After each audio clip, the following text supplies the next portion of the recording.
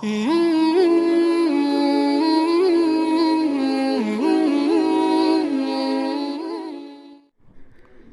لله نحمده ونستعينه ونستغفره ونؤمن به ونتوكل عليه ونعوذ بالله من شرور أنفسنا ومن سيئات أعمالنا من يهده الله فلا مضل له ومن يضلله فلا هادي له ونشهد أن لا إله إلا الله وحده لا شريك له ونشهد أن سيدنا ومولانا محمدا عبده ورسوله صلى الله تعالى عليه وعلى آله وأصحابه وأزواجه وذرياته وبارك وسلم تسليما كثيرا كثيرا أما بعد فقد قال الله تبارك وتعالى في كتابه العظيم ألا له الخلق والأمر صدق الله مولانا العظيم وصدق رسوله النبي الكريم ونحن على ذلك لمن الشاهدين والشاكرين الحمد لله رب العالمين يا رب صل وسلم دائما أبدا على حبيبك خير الخلق كلهم.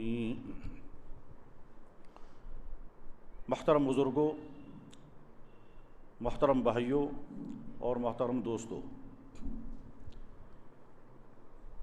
اللہ جل شانہ نے اس کائنات کو پیدا کیا اور ساری مخلوقات کو اسی نے جیسی جیسی جس مخلوق کی ضرورت تھی ویسی ویسی ضرورتیں ان کو مہیا کر دیں، اور جن جن چیزوں کی انہیں حاجت تھی وہ ساری حاجت کی چیزیں ان کے لیے پیدا کی. دنیا میں کوئی کام خود نہیں ہوا کرتا، چھوٹا کام بھی خود نہیں ہوتا، بڑے سے بڑا کام کیسے خود ہو سکتا ہے؟ ہم اس وقت اس اللہ کے گھر میں بیٹھے ہوئے ہیں، اس کی ہر چیز بتا رہی ہے کہ اس کے بنانے والوں نے بہت ذہن خرچ کیا ہے، بہت تجربات استعمال کیے ہیں اور بہتر سے بہتر اس کو بنانے کی کوشش کی ہے. ہمارے نیچے جو قالین بچھے ہوئے ہیں لازماً یہ کسی فیکٹری میں بنے ہیں، اس کے بعد پھر یہاں تک پہنچے ہیں اور مسجد کے منتظمین نے لا کر کے ان کو نیچے بچھایا ہے. ہم اس کے ایک ایک چیز کو اگر دیکھیں گے تو بے اختیار ہمیں خیال آئے گا کہ بنانے والے بڑے ماہر رہے ہیں. ہم جس ممبر کے پاس کھڑے ہیں، یہ ممبر جس لکڑی کا بنا ہوا ہے، ظاہر ہے کسی جنگل میں یہ لکڑی بنی ہے. اس کے بعد کوئی بہت ماہر رہا ہے جس نے اس کو ممبر کو سیٹ کیا ہے، اس کی ڈیزائننگ کی ہے، اور اس کے بعد پھر اس ممبر کو لایا گیا اور یہاں بچھایا گیا. کوئی نہیں کہہ سکتا ہے کہ یہ ممبر خود ہی بنا ہے. جب ممبر خود نہیں بنا ہے تو زمین کے اندر سے وہ لکڑی خود کیسے بنی ہوگی؟ ہمارے جسموں پر جو کپڑے ہیں، یہ کپڑے بتا رہے ہیں کہ یہ کپڑا کہیں را مٹیریل رہا ہے، اس کے بعد پھر وہ را مٹیریل کسی ٹیکسٹائل مل میں پہنچا ہے. اس ٹیکسٹائل مل میں بڑے ماہرین نے اس کے پہلے دھاگے بنائے ہوں گے، پھر اس کو کپڑا بنا ہوگا، پھر فنیشنگ کی ہوگی، اس کے بعد پھر تھان بنے ہوں گے، پھر وہ تھان سفر کرتے کرتے ہماری مارکیٹ میں پہنچے ہوں گے، پھر ہم نے جا کر کے دکان والے سے وہ کپڑا خریدا ہے، پھر کسی ٹیلر ماسٹر کے پاس پہنچے ہیں، اس نے ہمارا میجرمنٹ لیا ہوگا، پھر کٹنگ کی ہے، اس کے بعد سلائی کی ہے، اس کے بعد ہمارے جسم پر یہ کپڑا پہنچا ہے.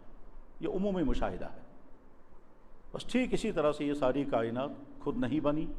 اس کا ڈیزائن کرنے والا کوئی بہت بڑا، بلکہ سب سے بڑا، خود نہیں بنی اور خود نہیں چلتی. جہاز خود نہیں بنتا، خود نہیں چلتا. کشتی خود نہیں بنتی، خود نہیں چلتی.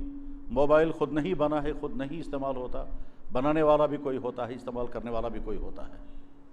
بس ٹھیک اسی طرح سے اس کائنات کو ایک اللہ نے بنایا اور وہی اللہ اس کائنات کو چلا رہے ہیں. بہت دفعہ ذہنوں میں خیال آتا ہے اور کبھی کبھی لوگ پوچھتے بھی ہیں کہ ہم خدا کو دیکھ سکتے ہیں یا نہیں؟ تو جواب ہے ضرور دیکھ سکتے ہیں، مگر دیکھنے کی دو قسمیں ہیں. ایک دیکھنے کی قسم وہ ہے جو مادیات کو دیکھنے کی ہوتی ہے. مادی چیزیں نظروں کے سامنے آتی ہیں تب ہم دیکھتے ہیں اور مان لیتے ہیں. لیکن جو غیر مادی چیزیں ہیں وہ براہ راست کبھی نظر نہیں آتی ہے، اس کے آثار سے اس کو پہچانا جاتا ہے. میں بہت لمبی بات نہیں کر سکتا اس ٹاپک پر، بس مختصر مثال عرض کرتا ہوں. اگر کوئی انسان یہ کہے گا کہ کیا میں بلب اور فین کو دیکھ سکتا ہوں؟ جواب ہے سر اوپر اٹھا لیں، آپ کو بلب بھی نظر آ جائے گا اور فین بھی نظر آئے گا.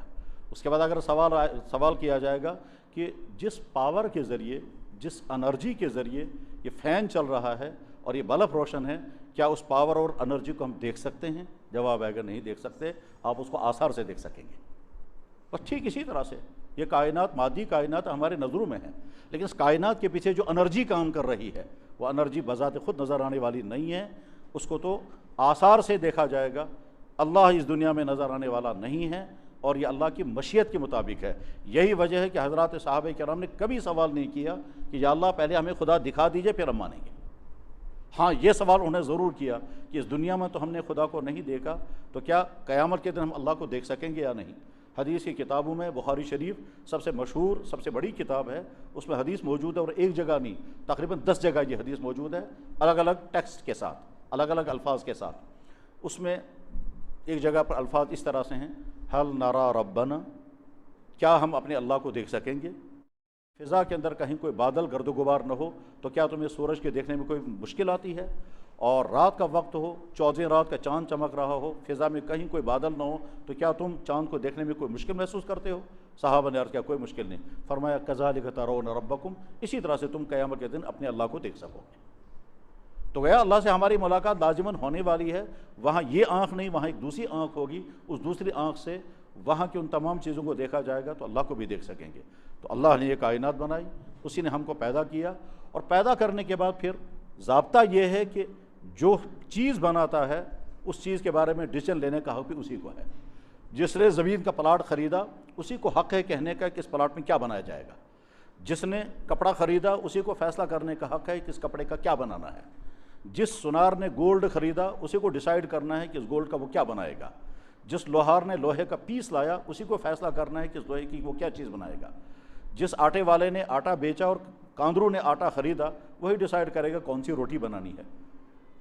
جس بچے نے کاپی خریدی وہی ڈیسائیڈ کرے گا اس کاپی میں وہ کیا لکھے گا، میتھ لکھے گا، سائنس لکھے گا، سوکس لکھے گا یا کوئی اور سبجیکٹ لکھے گا، کیونکہ کاپی اسی کی ہے۔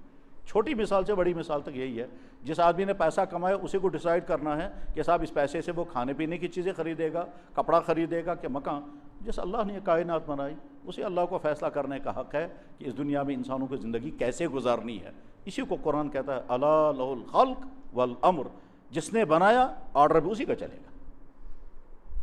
اگر ہماری آنکھ اس اللہ نے بنائی اور آنکھ کے اندر دیکھنے کی روشنی بھی اسی نے رکھی، اسی کو فیصلہ کرنے کا حق ہے اس آنکھ سے ہم کیا دیکھیں گے اور کیا نہیں دیکھیں گے۔ جس اللہ نے جوانی دی اسی کو فیصلہ کرنے کا حق ہے کہ جوانی میں ہم کیا کر سکتے اور کیا نہیں کر سکتے۔ غرض یہ کہ اللہ بار بار کہتے ہیں نحن خلقناکم، میں نے تمہیں پیدا کیا، فلولا تصدقون، تم کیوں تسلیم نہیں کرتے۔ ذالکم اللہ ربکم خالق کل شیء، یہی تو ہے تمہارا رب جس نے تمہارے لیے تمام چیزیں مہیا کی ہیں، جن چیزوں کو تم مانگ نہیں سکتے تھے، جن چیزوں کی تم ڈیمانڈ نہیں کر سکتے تھے، جن چیزوں کے متعلق تمہیں پتہ بھی نہیں تھا کہ ان چیزوں کی تمہیں ضرورت ہے، میں نے تو تمہاری ضرورتیں بھی پیدا کی، ان ضرورتوں کو پورا کرنے کے سورسز بھی پیدا کیے۔ ہمیں کیا معلوم تھا کہ زندہ رہنے کے لیے ہمیں آکسیجن چاہیے؟ وہ تو آج کی سائنس نے بتایا، انسانوں کی تحقیقات سے پتہ چلا کہ انسان کو زندہ رہنے کے لیے آکسیجن چاہیے، لیکن یہ آکسیجن جنریٹ کیسے ہوگا، پھر اس کو بیلنس کیسے کیا جائے گا، یہ انسان کی بس میں نہیں ہے۔ تو اسی اللہ نے انسان کی ضرورت کی ساری چیزیں مہیا کی، ہوا نہیں بلکہ آکسیجن، انرجی، سردی اور گرمی کو بیلنس کرنا، پانی، غذائیں، سبزیاں، پھل، میوے، یہ ساری چیزیں اسی اللہ نے پیدا کی ہیں انسانوں کے لیے۔ اور اللہ قرآن کریم میں فرماتے ہیں یہ سب میں نے تمہارے لیے پیدا کیا، تم کو کھاؤ اور استعمال کرو۔ بلکہ کئی جگہ پر اللہ تعالیٰ فرماتے ہیں میں نے اپنے بندوں کے لیے جتنی چیزیں پیدا کی ہیں ان کو کون حرام کر سکتا ہے، میں نے اپنے بندوں کے لیے پیدا کی ہیں ان کو استعمال کرو۔ یا عبادی، اے میرے بندو، میں نے تمہاری یہ ساری چیزیں بنائی، ان کو استعمال کرو۔ کلو وشربو، کھاؤ بھی اور پیو بھی، پر فضول خرچی مت کرنا، اس سے تم کو نقصان ہوگا، تمہاری سوسائٹی کو نقصان ہوگا۔ جناب رسول اللہ صلی اللہ علیہ وسلم کے پاس ایک دفعہ ایک صحابی آئے، بکھرے ہوئے بال، پھٹے ہوئے کپڑے، تو آپ نے پوچھا کہ تمہاری مالی پوزیشن کمزور ہے؟ انہوں نے کہا نہیں یا رسول اللہ، بہت اچھی مالی حالت ہے۔ آپ نے فرمایا تو پھر تم اس کو استعمال کیوں نہیں کرتے؟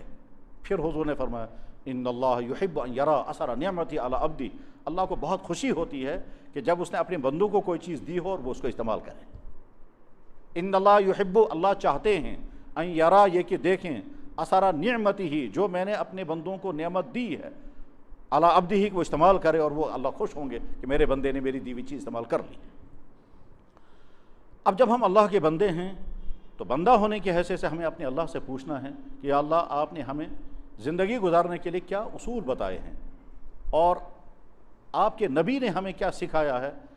بحیثیت بندہ ہماری ذمہ داری ہے کہ اپنے معبود سے پوچھیں، اور بحیثیت امتی کی ہماری ذمہ داری ہے کہ اپنے نبی سے پوچھیں۔ اللہ بھی اور اللہ کے نبی بھی دونوں زندگی گزارنے کے اصول اور ضابطے اور اخلاقیات بتائیں گے۔ ان ضابطوں کو اگر ہم بہت شارٹ کرنا چاہیں تو دو ہی لفظوں میں بیان کر سکتے ہیں: بندے کا تعلق خالق کے ساتھ بھی صحیح ہونا چاہیے اور مخلوق کے ساتھ بھی صحیح ہونا چاہیے۔ یہی پورے اسلام کا خلاصہ ہے۔ اگر کوئی انسان یہ پوچھنا چاہے گا کہ شارٹ سے شارٹ کر کے ہمیں اسلام بتائیے، تو جواب آئے گا تمہارا رویہ تمہارے خالق کے ساتھ ویسا ہو جیسا خالق چاہتے ہیں، اور تمہارا رویہ اس کی مخلوق کے ساتھ ویسا ہو جیسے تمہارے خالق نے تمہیں بتایا، تو بس اسی کا نام اسلام ہے۔ دنیا میں انسان کو بہرحال دوسرے انسانوں کے ساتھ رہ کر زندگی گزارنی ہے۔ انسان کے بس میں نہیں ہے کہ وہ اکیلا زندگی گزارے۔ اب جب دوسرے انسانوں کے ساتھ ہمیں زندگی گزارنی ہے تو دوسرے انسانوں میں والدین بھی ہوں گے، بیوی بچے بھی ہوں گے، بھائی بہن بھی ہوں گے، پڑوسی بھی ہوں گے، رشتہ دار بھی ہوں گے، بزنس کرتے ہوں گے تو کسٹمر بھی ہوں گے، اور اگر کہیں جاب کرتے ہوں گے تو آنے والوں کے ساتھ اس کا تعلق بھی ہوگا، یہاں تک کہ کوئی مزدور ہوگا تو اس کو بھی کسی نہ کسی کے ساتھ لیزان رکھنا ہے۔ آدمی زندگی کے جس شعبے میں ہے اس شعبے میں بہرحال اس کو انسانوں کے ساتھ رہنا ہے، ان انسانوں کے ساتھ ڈیلنگ کرنی ہے، انسانوں کے ساتھ رویے برتنے ہیں۔ اب انسانوں کا رویہ کیا ہونا چاہیے؟ بحیثیت بندہ کہ ہمیں اپنے اللہ سے پوچھنا ہے، اور بحیثیت امتی کہ ہمیں اپنے نبی سے پوچھنا ہے۔ حضرت ہمیں بتائیے کہ ہمیں دوسرے انسانوں کے ساتھ رویے کیا رکھنے چاہیے، کیا برتنے چاہیے۔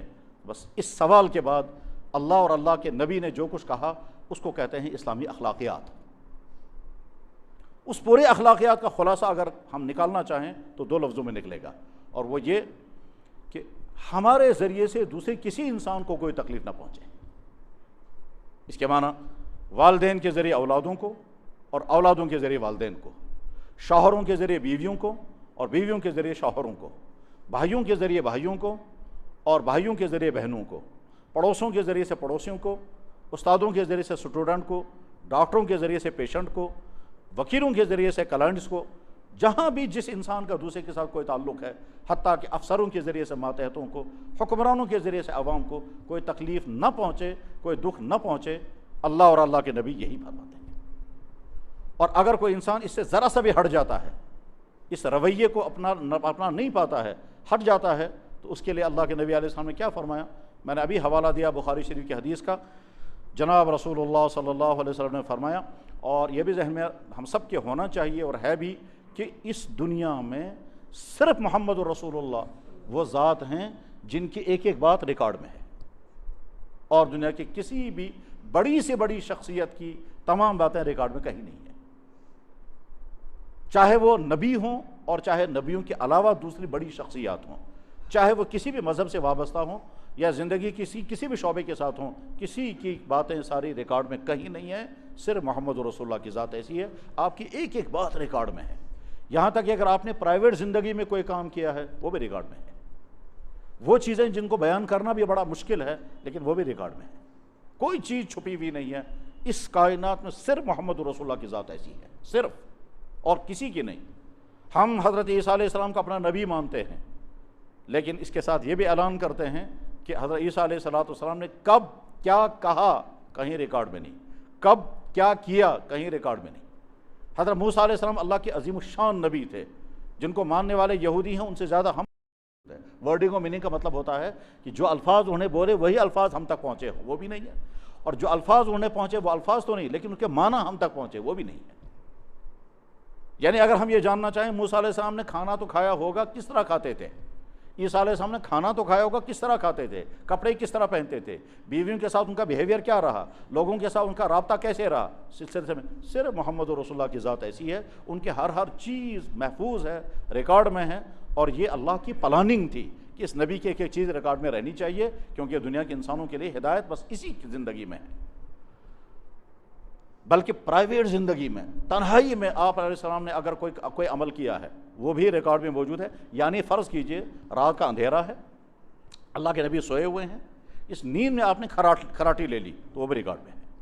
بیان کرنے والا اس کو بھی بیان کرتا ہے، میں حضور کے پاس تھا، ساتھ میں لیٹا ہوا تھا، آنکھیں میری بند تھی، میں گھر میں جاگا ہوا تھا، میں اسی لیے رات بھر وہاں رہا تاکہ میں دیکھوں کہ حضور رات بھر کیا کرتے ہیں۔ تو آپ نے کیسے سوئے آپ، اور آپ نے نیند میں کھراٹے کیسے لے لیے؟ حتیٰ سمیعت غطیتہ وخطیتہ، یہ الفاظ بخاری شریف میں ہیں، بیان کرنے والے عبداللہ بن عباس ہیں۔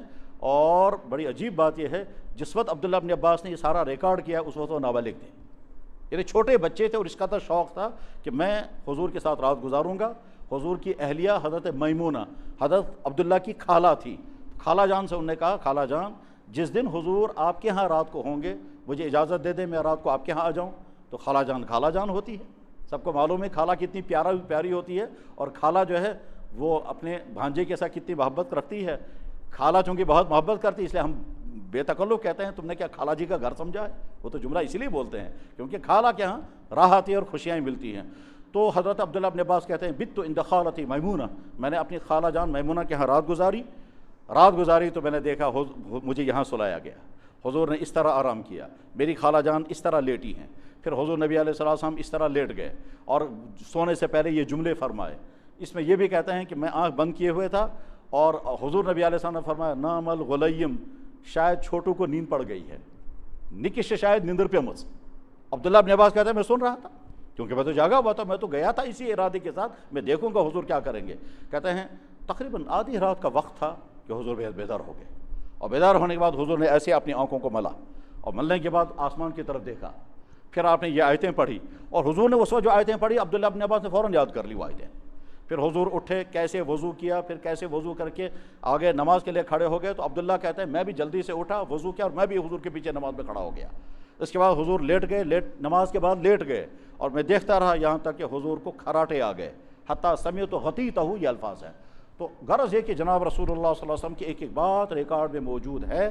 ہم بڑی ذمہ داری کے ساتھ یہ اعلان کر سکتے ہیں کہ دنیا کے انسانوں اگر تمہیں گائیڈنس چاہیے اور پراپر گائیڈنس چاہیے تو محمد رسول اللہ کی زندگی مکمل رہبائی ہے، اس لیے کہ ان کا سب کچھ ریکارڈ میں ہے، اور ان کی ذات حکمرانوں کے لیے بھی، مالداروں کے لیے بھی، غریبوں کے لیے بھی، شوہروں کے لیے بھی، مزدوروں کے لیے بھی، ہر زندگی کی تمام چیزیں محمد رسول اللہ کی زندگی میں پائی جاتی ہیں۔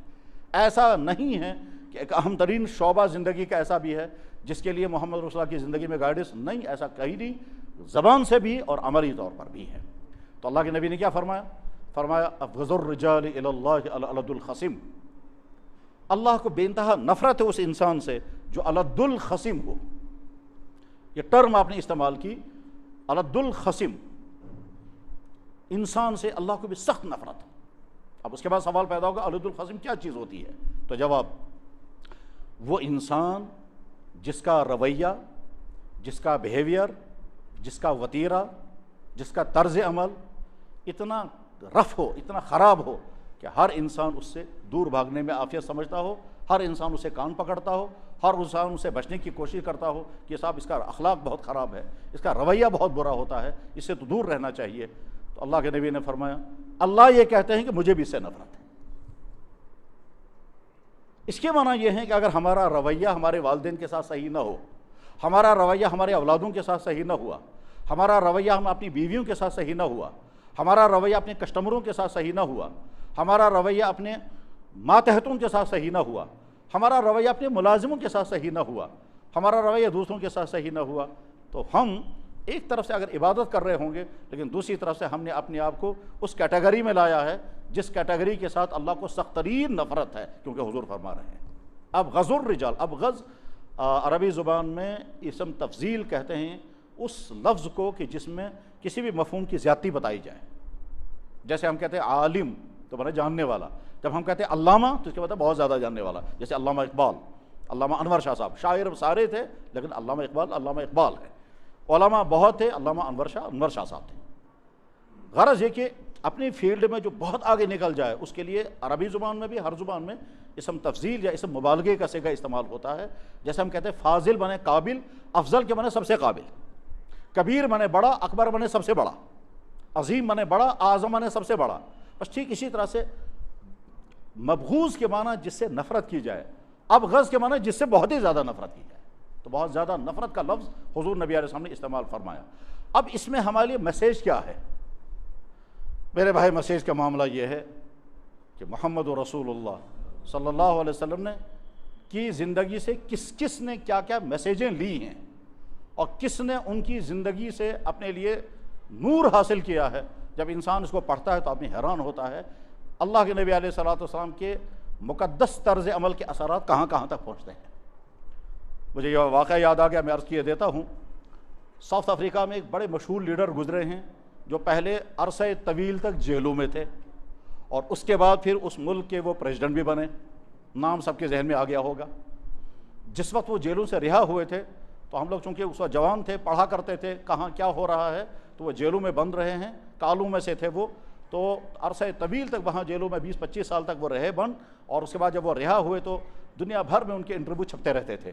تو ایک دفعہ میں نے ان کا انٹرویو پڑھا کہ جیل میں آپ کی زندگی کیسے گزری, تو اس میں اس نے بہت ساری باتوں کے ساتھ یہ بھی کہا کہ صاحب میرے وہاں محمد رسول اللہ کی سیرت سوانح حیات پڑھی, اور میں بڑا حیران ہو گیا کہ جب میں نے یہ پڑھا کہ جب مکہ ان کے کنٹرول میں آ گیا اور اس وقت ان مکے والوں کو جنہوں نے ان پر بہت زیادہ ظلم کیے تھے ان کو کچھ بھی کر سکتے تھے, لیکن آپ نے کھڑے ہو کر اعلان کر دیا ہم نے سب کو معاف کر دیا. یہ واقعہ میں نے حیرانگی کے ساتھ پڑھا, اور شاید دنیا میں اس طرح معافی کسی نے نہیں دی ہوگی جس طرح سے محمد رسول اللہ نے دی ہے.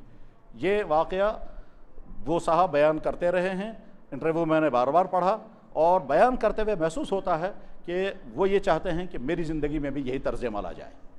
جب بھی انٹرویو میں انہیں کئی مرتبہ کہا, انداز یہ ہوتا تھا وہ یہ چاہتے ہیں کہ میں بھی ایسا ہی رویہ اپنے اندر پیدا کروں. بس ابھی کچھ عرصہ پہلے میں نے علی گڑھ یونیورسٹی سے نکلنے والی ایک میگزین پڑھی. یہ میگزین سر سید احمد خان نے اپنے زمانے میں چالو کی تھی. اس میگزین کا نام ہے تہذیب الاخلاق. آج بھی وہ نکلتی ہے, اور حسن اتفاق یہ ہے کہ اس وقت اس کے جو ایڈیٹر ہیں وہ ہمارے ساتھی رہے ہیں. تو خیر وہ ہمارے ساتھی ہیں جو اس وقت آج کے اس کے ایڈیٹر ہیں. وہ کبھی کبھی مجھے بھی بھیجتے ہیں, تو اس میں میں نے واقعہ پڑھا. واقعہ اس میں لکھا ہوا ہے کہ یہ جب ساؤتھ افریقہ میں پریزیڈنٹ بنے ہیں, اور غالباً اس میں جوہانسبرگ میں یا ڈربن میں, دو میں سے کسی ایک شہر کے اندر بحیثیت پریزیڈنٹ وہ شہر کا دورہ کر رہے ہیں. دورہ کرتے کرتے کافی دیر ہو گئی. انہوں نے سیکورٹی افسر سے کہا کہ اب پریزیڈنٹ ہاؤس جانے کے بجائے کسی ریسٹورنٹ میں جائیں گے, وہیں کھانا کھائیں گے. انہوں نے کہا بہت اچھا. اس نے جا کر کے چک وک کیا, ایک ریسٹورنٹ کا سلیکشن ہوا, وہاں جا کر کے بیٹھے, اور اس کے بعد کھانے کا آرڈر دیا گیا. تو جب وہ ہال میں بیٹھے ہیں کھانا کھانے کے لیے, تو قریب کی ایک میز پر کوئی دوسرے صاحب بھی کھانا کھا رہے تھے, اور وہ جو ہی اسے دیکھا کہ پریزیڈنٹ صاحب آ گئے تو وہ کپ کپانے لگا. کھاتا بھی رہا, وہ کپ کپا بھی رہا تھا. ان لوگوں نے اسے دیکھا تو سیکورٹی افسر نے پریزیڈنٹ صاحب سے کہا کہ وہ آدمی لگتا ہے کوئی بیمار ہے. انہوں نے کہا بیمار نہیں ہے, تم اس کو کہو ہمارے قریب میں آ جائیں. چنانچہ وہ اٹھ کر کے نزدیک آیا, اور وہ بھی بیٹھ کر کھانے لگا, مگر وہ کانپتا رہا یہاں تک کہ وہ کھانا وانا ختم ہو گیا. تو پریزیڈنٹ صاحب سے ان سے کہا اس سے کہو کہ پیمنٹ ہم خود ہی کریں گے, تم جا سکتے ہو. خیر وہ اٹھ کر کے چلا گیا. تو سیکورٹی افسر نے پریزیڈنٹ صاحب سے کہا کہ دیکھو کہ شاید کسی عجیب بیماری میں یہ مبتلا ہے, اس کو سکون ہی نہیں ہے, مسلسل کپ کپاتا رہا. تو اس وقت منڈیلا صاحب نے جو کہا وہ بڑی عجیب بات کہی. اس نے کہا یہ بیمار نہیں ہے, دراصل جب میں جیل میں تھا اس کی ذمہ داری تھی کہ مجھے پانی پلایا کرے, اور جب میرا ٹارچر ہوا کرتا تھا, انٹراگیشن ہوا کرتا تھا, اس کے بعد میری حالت جب خراب ہوتی تھی تو اس کی ذمہ داری تھی کہ مجھے پانی پلایا کرے. یہ پانی نہیں, یہ میرے منہ پر پیشاب پھینکا کرتا تھا. اس کو نہیں اندازہ تھا اس وقت کہ آگے کیا ہونے والا ہے. آج میں اس کا پریزیڈنٹ, اس لیے یہ گھبرا رہا ہوگا نہ جانے میرے خلاف کیا ایکشن لیا جائے گا. اس کے بعد پھر ان سے کہا آپ لوگ گواہ رہیں کہ میں اس کے خلاف کوئی کارروائی کرنے والا نہیں ہوں. بس یہ جملہ روک کر کے میں یہ سمجھتا ہوں اس نے وہی میسیج جو محمد رسول اللہ صلی اللہ علیہ وسلم سے, وہی میسیج اس نے اپلائی کی. محمد صلی اللہ علیہ وسلم کا اخلاق کا رویہ کیسا تھا اور اس کے اثرات کہاں کہاں تک پہنچتے ہیں, یہ ایک بہت لمبا موضوع ہے. آپ دیکھیں محمد صلی اللہ علیہ وسلم کے تکلیف پہنچانے والوں میں ایک صاحب تھے جس کا نام تھا ابن ابی. یہ وہ شخص ہے جس نے حضور کے سامنے کہا نعوذ باللہ من ذالک تمہارے منہ سے بدبو آتی ہے. یہ وہ شخص ہے کہ جس نے حضور کے بارے میں کہا یہ ذلیل ہے. یہ وہ شخص ہے کہ جس نے حضور کی اہلیہ محترمہ حضرت عائشہ صدیقہ کو تہمت لگائی, اور تہمت کی وجہ سے 2 مہینے تک اللہ کے نبی پریشان رہے کہ میرے گھر میں میری بیوی نعوذ باللہ من ذالک اس پر تہمت لگی ہے, اور کردار پر تہمت لگی ہے, اور ساری جھوٹی تہمت تھی. یہ وہ شخص ہے کہ جس نے نبی کو تکلیف پہنچانے کی ساری تدبیریں اختیار کی, کہیں کوئی کمی نہیں رکھی. اور یہ وہ شخص ہے کہ جس نے حضور کو قتل کرنے کی بھی کوششیں کرائیں, لیکن جب اس کی وفات ہوئی ہے اور حضور سے کہا گیا حضرت فلاں آدمی کی وفات ہو گئی, آپ جنازہ پڑھنے کے لیے آئیں گے؟ حضور نے فرمایا ضرور جنازہ پڑھنے ہوگا. حضرت عمر نے کہا یا رسول اللہ اب اس کا جنازہ پڑھنے جائیں گے جس کے کارنامے آپ کے خلاف یہ ہیں؟ حضور نے فرمایا ضرور جاؤں گا جنازہ پڑھنے. جب دیر لگ گئی تو وہاں انہوں نے سوچا کہ شاید حضور جنازہ پڑھنے نہیں آئیں گے, اس کو دفن کر دیا, اور حضور پہنچ گئے. جب جناب رسول اللہ صلی اللہ علیہ وسلم پہنچ گئے تو آپ نے دیکھا اس کو تو دفن کر دیا. تو آپ نے فرمایا نکالو واپس لاش۔ چاچا لاش واپس نکالی تو اس ابن ابی رئیس المنافقین جو منافقوں میں سردار تھا، اس کا سر حضور نے اپنے ران پر رکھا اور اپنا لعاب مبارک اس کے منہ میں ڈالا، اس غرض ہے کہ شاید اللہ تعالیٰ نے میرے لعاب کی وجہ سے وہ جہنم میں نہیں پھینکیں گے، کیونکہ نبی کا لعاب اس کے منہ میں ہے۔ اور کپڑا حضور کا اپنا پہنا، وہ اس کو کفن پہنایا گیا۔ ہمارا نبی اپنے مخالفین کے ساتھ ایسا رویہ برتتا ہے، اس سے زیادہ اونچا اخلاق اس دنیا میں نہیں ہو سکتا، وہی ہمارے لیے رول ماڈل ہے۔ جناب رسول اللہ صلی اللہ علیہ وسلم کی بڑی صاحبزادی کو ایک شخص نے جب برچھا مار کر کے شہید کیا تھا، شہید تو نہیں، جب وہ پریگننسی کی حالت میں تھی اور اس نے دور سے نیزہ مارا تھا، اور حضرت زینب کا پیٹ بھی پھٹا، پیٹ کے اندر جو بچہ تھا وہ بھی ضائع ہو گیا اور زخمی ہو گئی۔ جس شخص نے ظاہر یہ عمل کیا تھا وہ بہت بڑا مجرم تھا، اور دنیا کے کسی بھی قانون اور دنیا کی کسی بھی اخلاقیات میں اگر یہ سوال اٹھایا جائے کہ اس آدمی کو سزا کیا ہونی چاہیے، تو جواب ہے کہ جو بھی سزا دی جائے وہ کم ہے، جو بھی سزا دی جائے وہ کم ہے۔ دنیا کا ہر اخلاقیات کا اور دنیا کا ہر قانون یہ کہے گا کہ جس آدمی نے نبی کی پریگننٹ بیٹی پر برچھا مارا یا نیزہ مارا اور وہ زخمی ہو کر کے اونٹ سے گر گئی اور بچہ بھی ضائع ہو گیا، اس آدمی کو سزا دینا بالکل عقل کے مطابق، انصاف کا تقاضا، کوئی غلطی نہیں ہوگی، مگر سلام محمد الرسول اللہ کہ جب یہ شخص حضور کے سامنے آیا، اس کا نام تھا حبار ابن اسود، حضور نے پہچانا نہیں اسے۔ آپ نے فرمایا تم کون ہو؟ اس نے کہا جی میں وہی شخص ہوں، اپنے آپ کو برا بلا کہتے ہوئے کہا میں وہی بدبخت ہوں جس سے یہ جرم سرزد ہوا ہے۔ کون سا جرم؟ کہ میں نے اپنی صاحبزادی کے ساتھ یہ عمل کیا ہے۔ اللہ کے نبی علیہ السلام کو ایک دم پورا نقشہ ذہن میں آ گیا کہ یہ وہ شخص ہے، جب میں مدینہ تھا میری بیٹی مکہ میں تھی، وہ مدینہ آنا چاہتی تھی، اونٹنے پہ سوار تھی، اس نے دور سے نیزہ مارا تھا اور وہ میری بیٹی زخمی ہو گئی، اس کی وجہ سے وہ کبھی پھر صحتیاب نہ ہو سکی، اور اسی زخم کو لیتے لیتے اس دنیا سے حضرت زینب رخصت ہو گئی تھی۔ یاد رکھنا چاہیے حضرت زینب اللہ کے نبی کی سب سے بڑی صاحبزادی تھیں۔ جب آپ کے سامنے سارا نقشہ آ گیا تو حضور نے فرمایا اب کیا ارادہ ہے تمہارا؟ اس نے کہا حضرت کوئی ارادہ نہیں، بس ایک درخواست یہ ہے کہ وہ جو جرم مجھ سے ہوا ہے آپ اس کو معاف کر دیں، اور دوسرے میں مسلمان بننا چاہتا ہوں، آپ مجھے کلمہ پڑھا دیں۔ اللہ کے نبی اس وقت کہہ سکتے تھے آج کس چیز کی معافی مانگو گے تم؟ آج کیسے تمہارے زبان پر آ رہا میں معافی مانگوں گا؟ تمہارے خلاف تو قدم اٹھایا جائے گا۔ اور جس وقت یہ گفتگو ہو رہی ہے اس وقت اللہ کے نبی علیہ السلام نے کئی مجرموں جن کا تعلق حضور کی ذات کے ساتھ نہیں تھا ان کے متعلق فیصلے کر دیے تھے، اس کے متعلق بھی فیصلہ کر سکتے تھے کہ جہاں یہ ملے اس کو سزا دے دو، مگر اس سلام محمد رسول اللہ کو آپ نے فرمایا جب میں نے سنا تھا زینب کے ساتھ تم نے یہ کیا ہے میں نے اسی وقت معاف کر دیا تھا۔ ہمارے لیے میسیج کیا ہے کہ بھائی ہمیں زندگی بہرحال انسانوں کے ساتھ گزارنی ہے، کوئی کتنا ہی ہائی فائی کیوں نہ ہو، بہرحال انسانوں کے ساتھ ہی زندگی گزارنی ہے۔ اپنی بیوی بچوں سے ہم الگ نہیں ہو سکتے، اپنے ماں باپ سے ہم الگ نہیں ہو سکتے، اپنے بہن بھائیوں پڑوسوں سے ہم الگ نہیں ہو سکتے، اور زندگی کے جس شعبے میں ہو، جس پروفیشن کے ساتھ ہمارا تعلق ہو، وہاں لوگوں کے ساتھ ہمارا، ہم بزنس کر رہے ہوں تو کسٹمر، ہم جاب کر رہے ہوں تو لوگوں کے ساتھ ہوگا، جو بھی کام کریں گے بہرحال لوگوں کے ساتھ ملنا جلنا ہوگا۔ تو بس اپنے آپ کو میٹر لگا کے دیکھنا چاہیے کہ ہمارا رویہ لوگوں کے ساتھ کیا ہے، ہمارے ذریعے سے دوسروں کو تکلیف تو نہیں ہو رہی ہے۔ اس سلسلے میں اللہ کے نبی نے کیا فرمایا لیس منا من لم یعقر کبیرنا ولم یحرم صغیرنا، وہ میرے دین میں نہیں ہے جو ہمارے بڑوں کا احترام نہ کرے، ہمارے چھوٹوں پر رحم نہ کرے۔ اللہ کے نبی نے فرمایا وہ شخص مومن نہیں ہے کہ جو اپنے پڑوسوں کو تکلیف پہنچائے۔ اللہ کے نبی نے فرمایا کہ وہ شخص ہرگز جنت میں نہیں جا سکتا جو رشتہ داروں کے ساتھ تعلقات کٹ کرے۔ اللہ کے نبی نے فرمایا تم میں سے ہر شخص ذمہ دار ہے، ملکوں کے سربراہ عوام کے ذمہ دار ہیں، گھر کا شوہر گھر کے ذمہ دار ہے، الا کلکم مسئول، اور ذمہ دار ہے تو ہر ایک سے پوچھا جائے گا تمہارا رویہ ماتحتوں کے ساتھ کیا رہا ہے۔